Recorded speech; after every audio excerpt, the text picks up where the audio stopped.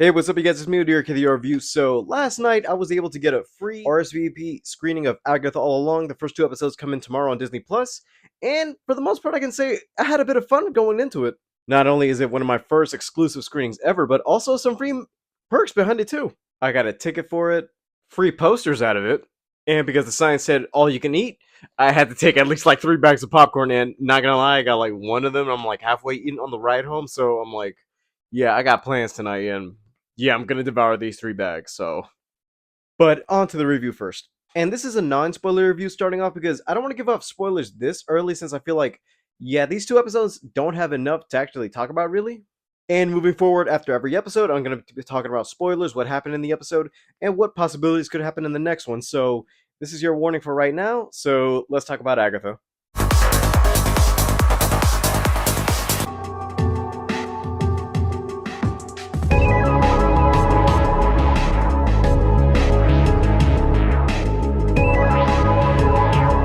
So when it was announced that Agatha would be getting a show during WandaVision, I had a feeling I'm like, okay, everybody's riding a bit too hard on the character and also the song that came out surprisingly hitting the top charts on the radio. I thought, most people are going to get a kick out of this, but this isn't going to be for me. And hearing a bit of the details they were talking about with the show, I thought, okay, that's interesting that they're actually doing this into a dark supernatural style show, showing off a bit of the outside regions of Marvel. We already have witchcraft with also wizardry with Doctor Strange, but more on this side of the Darkhold since we didn't get too much of that in Doctor Strange in the Multiverse of Madness. The most I could think of is Agents of S.H.I.E.L.D. when they actually had the Darkhold and show a bit more of the dark side of the Marvel Universe.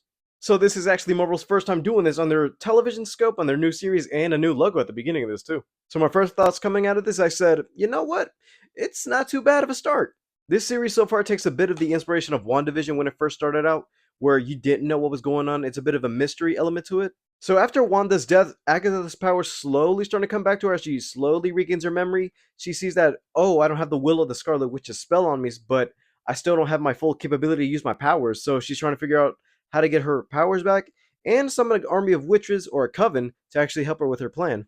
That's the plot for right now, and all I can say is that for the most part, I had a bit of fun with Agatha this going around because I thought it was going to be this whole thing where, okay, am I going to be seeing the WandaVision style of her character, or are they going to change up her character, actually show her actually be serious with her powers? Because I have a feeling that, yeah, everybody just took it for over for the memes, and plus it's Catherine Hahn, a more comedic actor than I would think.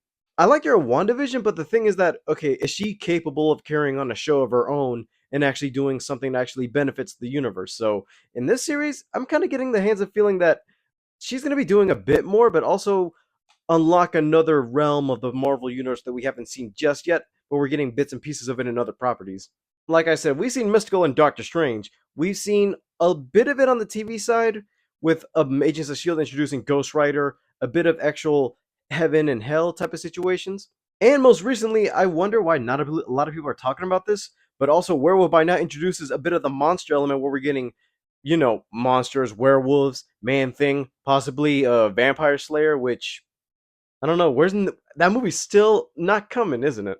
And for what we got, this series is demonstrating itself as a supernatural mystery, actually making me think that okay, it's going to be going around the WandaVision. Every episode is going to be a new speculation, new theories.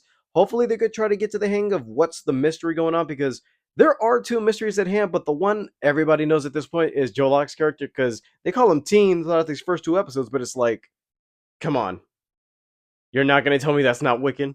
From the rumors, it looks like it, and also the fact that one of the trailers did show him in his old school Halloween outfit, so I have a feeling that, yeah, that is a subtle hint to it, and for the most part, I'm like, they're keeping it nice, and his character is not that bad, if I'm being honest with you. He's the one that's aware of Agatha's existence. He actually wants to figure out how to actually join her coven, but there's something about him that to Agatha and the audience because it doesn't even show who he is or reveal who he is whenever he tries to mention his name or backstory is holding back on what his character is. But sooner or later, once they reveal his name, it's not going to be a surprise like, oh, Agnes was Agatha all along type of situation. But if I have a nitpick and I have a feeling like it's not too much of a nitpick, but more the fact that I got to watch these back to back on the big screen. Like once the credits rolled, they went right into the next episode. But I have a feeling that if I were to actually watch this on Disney Plus as it's going to premiere tomorrow, I would think, yeah, these first two episodes could have been compiled into one movie, cut a little bit in between, and it would have made a perfect pilot episode. But I don't think 2 episodes would have actually covered as much as they did here, and I have a feeling that they could have tightened up a little bit in time to make this one full episode and have next week's episode be like, oh, so now what's going to go on? This felt more like a movie than their other Disney Plus series because I already know that some of the CGI has been a little bit wonky on the TV side, but everything looked actually nice in here, a bit of practical stuff too. But hopefully enough, everybody actually likes the show because I had a good time, my audience had a good time, and I have a feeling like, yeah, this is starting out with a good intro. There's still 7 episodes left in this thing, and hopefully enough, they could actually try to get better as the series goes on and not have anybody nitpick it online, which, not gonna lie, I gotta talk to you guys about this because this is just ridiculous to me. I've already seen tweets about how this saying that, oh, this is the most wokest Marvel show, this is gonna turn Marvel fans gay. I'm like, bro, get the hell off online and just do something with yourself. I don't know where people come up with this stuff, and not gonna lie, when I went to my theater, everything was just natural and comforting. Not even too bad of a oh my god, this is actually putting an agenda. Nothing, none of that's been going on in this show. Everything's been natural. All the characters are different characters from different backgrounds, and what best suit them for their roles in the series. So I'm like, yeah, you're just pushing it a bit too far with this, but at least it doesn't do something like what the Acolyte did. Like at least with this show, it treats the characters like characters. Nothing about their race, sexuality, anything in the background is in the forefront, and that's a main plot influence. Which I'm like, that's how it's supposed to be. These guys are characters in the real world. You don't need to do that just because. But for the most part, this show treats it natural and progressively, unlike the Acolyte, which uses it as a main focal plot point, which is like, okay, now we have to do this because that matters. Like, let fans be fans and enjoy the stuff we watch.